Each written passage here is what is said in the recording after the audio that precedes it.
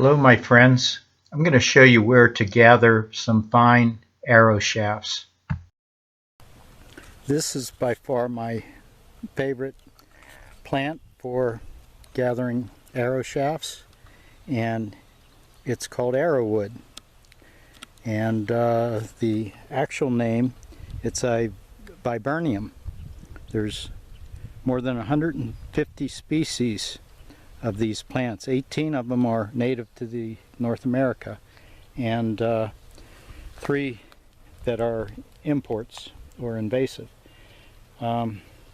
These grow like along hedgerows. They're used in gardens, landscaping, and here grown along my fences. And what makes these so nice is they have a very long shaft, and it's a long length before it makes any branches. And let me show you this one right here. These are a little bit too thick for an arrow.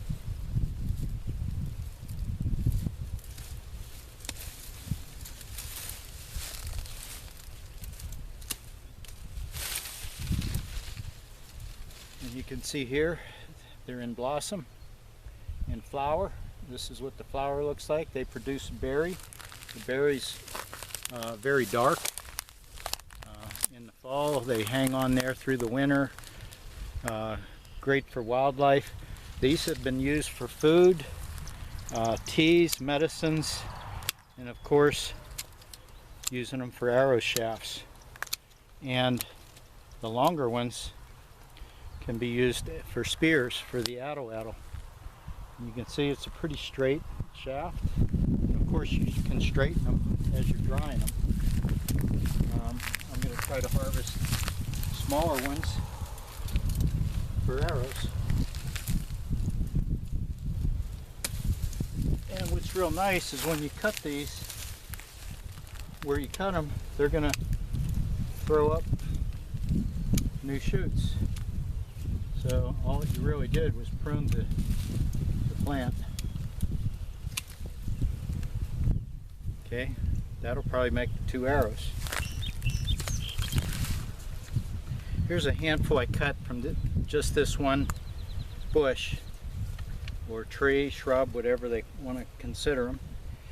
But an interesting fact is in 1991 they discovered the Neolithic Iceman in the Alps, and when they went through his belongings, they found that he was carrying some arrow shafts that were made out of the viburnum. And it has a long history with native peoples, and this makes excellent arrows. Here's some wild rose. I didn't have to go far to find this. This is right up along the side of my building. And if you look here, this is early spring, and these stems are 4 or so foot long, and they will get to be 8 to 10 foot in length. They make excellent arrow shafts. Excellent arrow shafts can be made from this plant, the blueberry. And if you look down here at the stem, last year's growth, you can see right there is probably 40 inches, and it's pretty close to the same dimension. Same with this one.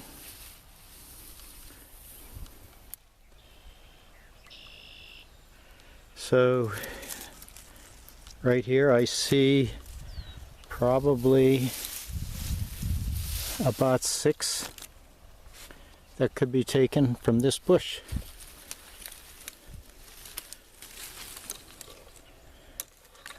Beautiful stems. I don't want to lose my berries.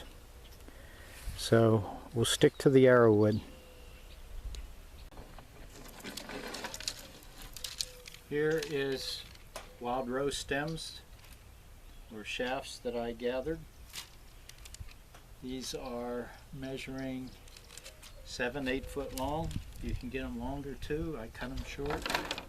And if you look at some of these, if you look at the diameter here, and as we go down the entire length, hardly any variation in thickness.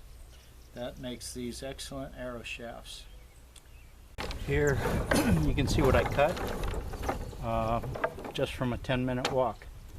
Now these sticks that I have, since it's early spring, the bark is green. So it slips off very easily. So if you're making the shafts, you peel them now.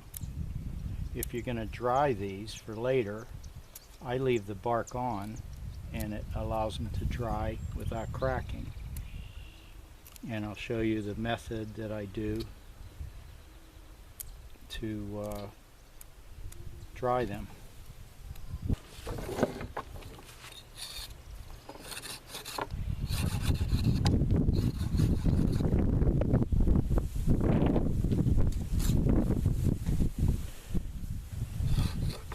I'm using my knife to just scrape the bark and get down to the cambium layer.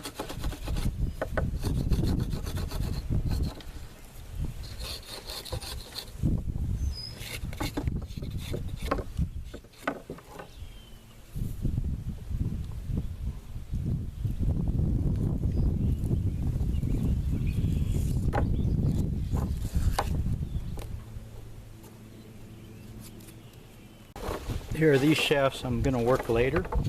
So the way I do this is I get a piece of straight wood. It could be a broom handle.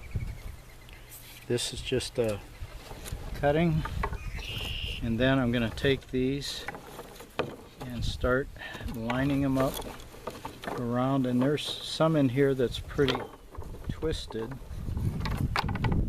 And what I'll do is I'll put the twist to this hole and straighten them out.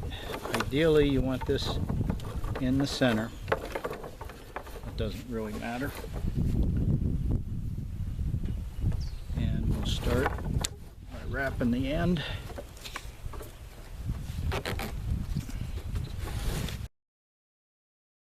As I'm wrapping, I'm going to put all these perpendicular with each other. The final straightening will be when you're making the shaft itself, and when you're tempering it over fire, you can heat the wood and use an arrow straightener and keep nudging it until the shaft's perfectly straight, or straight as an arrow.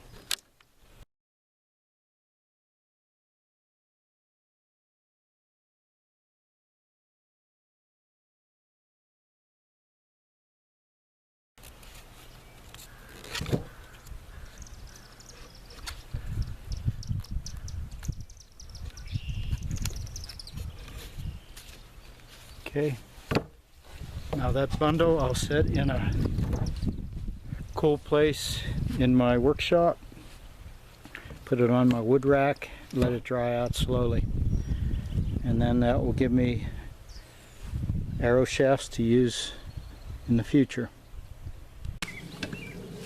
Here's a few arrows that I wanted to point out.